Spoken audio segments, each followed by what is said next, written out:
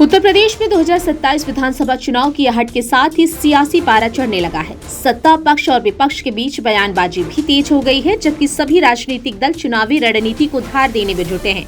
इसी बीच योगी सरकार में कैबिनेट मंत्री और सुबसपा प्रमुख ओम प्रकाश राजभर ने समाजवादी पार्टी के अध्यक्ष अखिलेश यादव पर तीखा हमला बोला।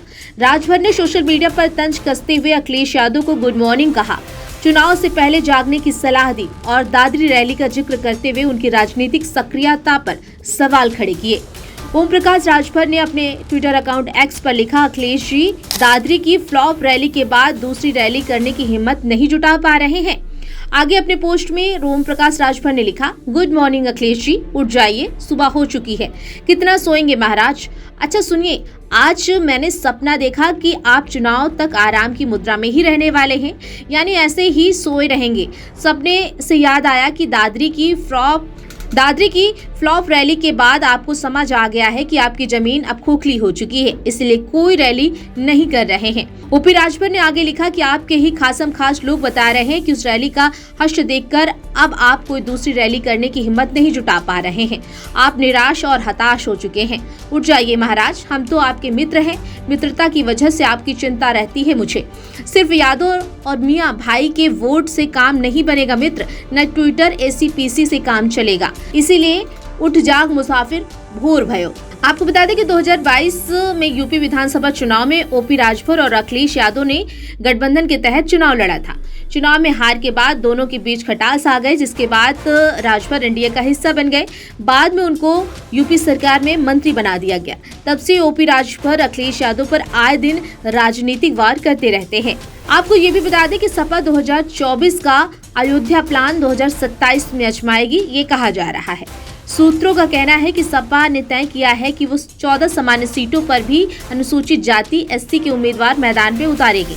बताया जा रहा है कि 2024 के लोकसभा चुनाव के दौरान फैजाबाद अयोध्या से अखिलेश यादव ने दलित समाज से आने वाले अवधेश प्रसाद को मैदान में उतारा था। उनका ये दांव भी चल गया और यहां से पारसी समाज से आने वाले अवधेश प्रसाद ने जीत दर्ज की।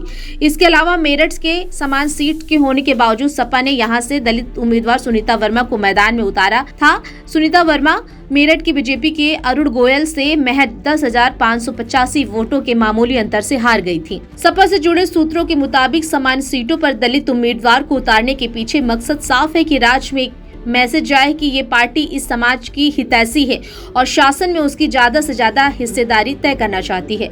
दरअसल सपा सोच रही है कि 2024 के लोकसभा चुनाव में जिस तरह गैर जाटो दलितों ने उनका समर्थन किया था, वो 2027 के चुनाव में भी जारी रहे। सपा ये मानकर चल रही है कि जाटो वोटों से बीएसपी और मायावती से अलग करना नामुमकिन जैसा है। पिछले 4 चुनावों में जिस तरह से गैर जाटो वोट मायावती से दूर हुए हैं, उन्होंने अलग अलग समय पर अपना मत बदलते रहे हैं। 2017, 19, 22 में गैर जाटो दलितों के बड़े वर्ग ने बीजेपी को समर्थन दिया, वहीं 24 में ही समाज के ज्यादातर वोट सपा के खाते में गए।